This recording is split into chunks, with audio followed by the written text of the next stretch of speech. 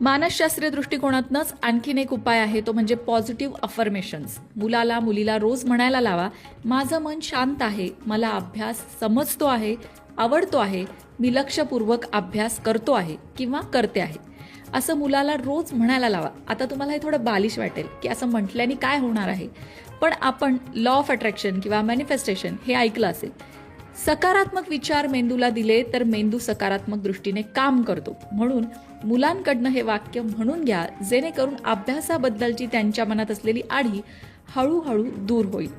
तू अभ्यासच करत नाही, तू असंच करतो, तू तसंच करतो, असे निगेटिव्ह विचार मुलांना देण्यापेक्षा तू खूप हुशार आहेस, तुला फक्त जरा फोकस करायची गरज आहे, असे सकारात्मक विचार मुलांना देण्याचा प्रयत्न करा. हे तर झाले मानसशास्त्राच्या दृष्टिकोनातनं उपाय. पण आता वास्तुशास्त्राचे उपाय सुद्धा आहेत का?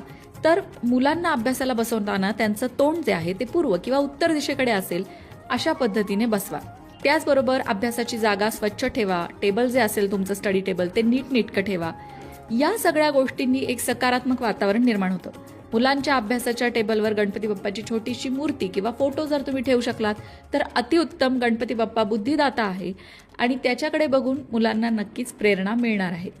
सगळ्यात महत्त्वाचं म्हणजे मुलांना सांगा, बेडवर बसून अभ्यास करू नये आणि आरशासमोर बसूनही अभ्यास करू नये, असं वास्तुशास्त्र सांगतं. आता वळूया धार्मिक उपायाकडे, अर्थात ज्योतिषशास्त्रीय उपायाकडे. ओम गण गणपतये नमः हा मंत्र मुलांना 11 वेळा म्हणायला लावा. यामुळे स्मरणशक्ती सुधारते. जर हा मंत्र म्हणणं शक्य नसेल तर मुलांना तुम्ही गणपतीचं संकटनाशन गणेश स्तोत्र शिकवू शकता.